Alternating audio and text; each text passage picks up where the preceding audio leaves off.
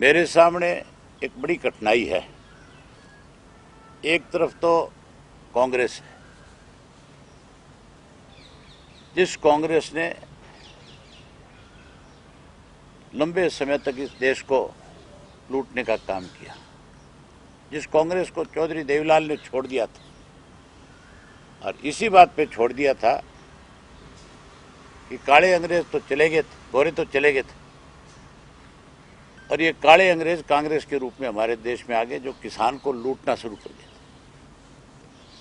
और चौधरी देवीलाल ने उस वक्त किसान आंदोलन चला करके, मुजाहरा आंदोलन चला करके, और कांग्रेस ने जब उनकी बात नहीं मानी तो उन्होंने उस पार्टी को फिर छोड़ना पसंद किया। जिस कांग्रेस को छोड़ दिया और जिस कांग्रेस ने षड्यंत्र के तहत चौटाला साहब को 10 साल की कैद करा दी। हुड्डा का एक बयान था पिछले दिनों, कह रहा था कि अब जो सजा हुई है वो किसने कराई है। उस हुड्डा से ये पूछो कि ये मुकदमा दर्ज किसने कराया था।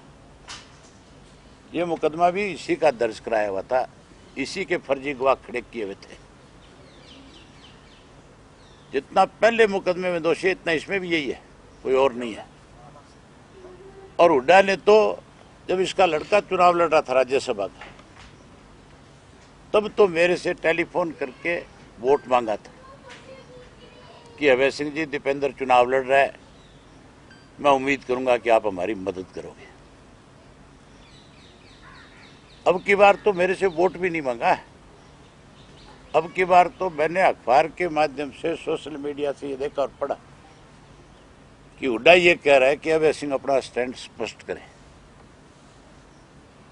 जो आदमी शाही से लड़ा हुआ है, जिसने राजनीतिक तौर पे अनेक दफा बेईमानियां करी है, अपनी पार्टी के साथ दगा और धोखा किया, अपने साथियों को कमजोर किया है राजनीतिक तौर पे, वो मेरा स्टैंड पूछ रहा था कि मैं अपना स्टैंड क्लियर करूं।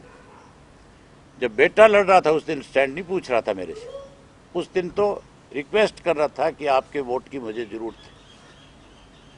अब कह रहा है कि स्टैंड क्लियर करें, तो मान के चलो मेरा स्टैंड बड़ा क्लियर है। मैं किसी कीमत पे कांग्रेस को वोट नहीं दे सकता। अब रही बात अगले वोट की कि मैं वोट कहां दूं। अगर मैं वोट नहीं देता हूं तो उसका राजनीतिक लाभ जिस कांग्रेस पार्टी को मैं पहुंचाना नहीं चाहता उसको मिलता है, इसलिए मुझे वोट मेरा कास्ट करना पड़ेगा। मेरे लिए तो बीजेपी भी कांग्रेस की तरह एक नागनाथ और एक सांपनाथ वाली बात है। भाजपा ने भी इस प्रदेश के अंदर, देश के अंदर किसान को बहुत परेशान किया, और मैंने उन किसानों के हक के अंदर लड़ाई लड़ करके अपना त्यागपत्र भी दिया।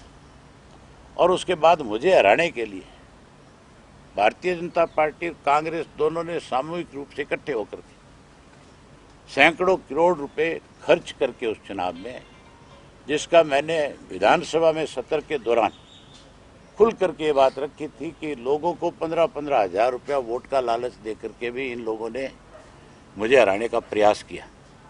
और स्पीकर ने कहा था मुझे एफिडेविट दो, और मैंने एफिडेविट भी ले जा करके दिए। तो मान के चलो मैं उस भाजपा को वोट भी नहीं दे सकता, जो भाजपा अपनी तरफ से कोई कोर कसर नहीं छोड़ रही थी मुझे राजनीतिक तौर पे खत्म करने के लिए। तो लोग मेरे साथ थे, लोगों ने मुझे दोबारा से फिर विधानसभा में चुन करके भेजा। लोगों ने मेरे प्रति एक विश्वास व्यक्त किया। अब तीसरा कैंडिडेट है एक जो इंडिपेंडेंट चुनाव लड़ रहा है, उसको भाजपा भी मदद कर रही है, जेजेपी भी कर रही है, इंडिपेंडेंट भी कर रहा है। मैं उसको इसलिए मदद करूंगा, इसलिए मैं अपना वोट उसको दूंगा कि चौटाला साहब जब जेल में थे तो अजय सिंह तो कहीं ना कहीं अपने राजनीतिक गणित बनाने लग गया था, अपने जोड़ तोड़ करने लग गया था, चौटाला साहब से किनारा करने लग गया था। उन वक्त में चौटाला साहब को अगर किसी ने सबसे ज्यादा उस जेल के अंदर अपनी एक जिम्मेवारी निभाई उनके साथ, तो मनु शर्मा ने निभाई थी।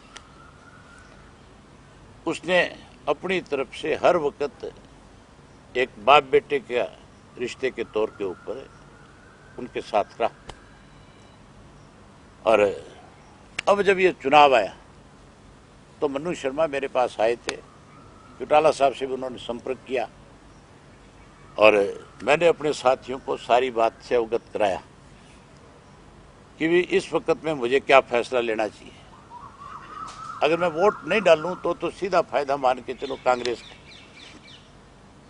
डालता हूं तो मेरे ऊपर कहीं ना कहीं आरोप भी लग सकता है कि मैंने भाजपा को और जेजेपी को समर्थन दे दिया। लेकिन मेरा ना तो बीजेपी को समर्थन है, ना मेरा समर्थन जेजेपी को हो सकता। मैंने तो इस नाते अपना वोट जो है कार्तिक को दूंगा कि मेरे फादर की जेल के अंदर 5 वर्ष तक उनके सामने उस उम्र में कोई दिक्कत ना आए। जो सेवा उन्होंने करी, जो हमारे ऊपर एक एहसान किया, मैं आज वो एहसान उतार रहा हूं।